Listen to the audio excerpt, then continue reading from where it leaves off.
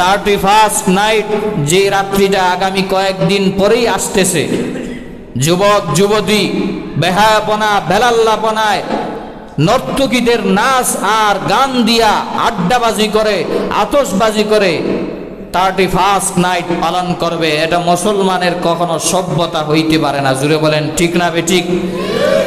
মুসলমানের উৎসব হলো ঈদুল ফিতর, ঈদুল আজহা, এরপরে শবে কদর, শবে মেরাজ, শবে বরাত, এগুলা হলো মুসলমানের জাতীয় উৎসব। জুড়ে বলেন ঠিক না বেঠিক?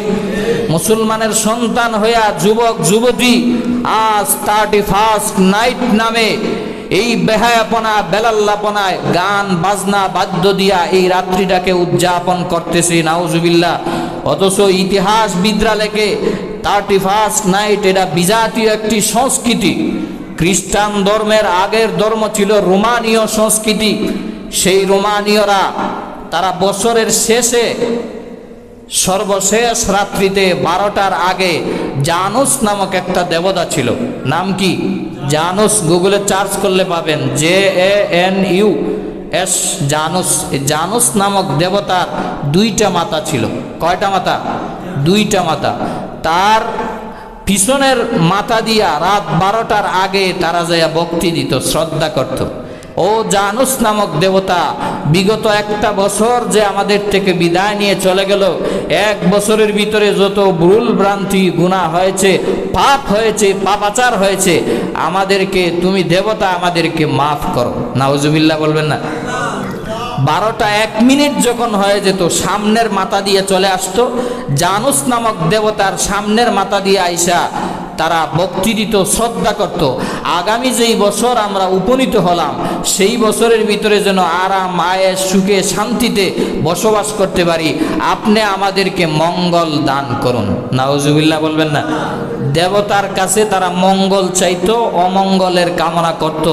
এটা ছিল রোমানীয় সংস্কৃতি। এটা কখনো মুসলমানের সংস্কৃতি হইতে পারে না। জুড়ে বলেন ঠিক না বেঠিক? আজ যুবক যুবতীদেরকে এই 31st নামক বেহায়াপনা বেলাল্লাপনার মাধ্যমে 14ই ফেব্রুয়ারি ভালোবাসা দিবস নামক বেহায়া এবং বিশ্ব বেহায়া দিবস নামে মুসলমান যুবক যুবতী নর্তকীদেরকে রাস্তায় ঘাটে পার্কে ক্লাবগুলাতে নামায়া গুনাহের আড্ডায় নিমজ্জিত করতেছে ওই সমস্ত বিজাতীয় সংস্কৃতিরা। জুড়ে বলেন ঠিক না বেঠিক? এই জন্য যুবক যুবতীদেরকে সাবধান করতে চাই, 31st নাইট নামক এই বেহায়াপনার রাত্রিটি তুমি কখনো আনন্দ উল্লাস করে কাটানোর রাত্রি না, এটা তো তোমার ইবাদতের রাত্রি বানায় নিতে পারো।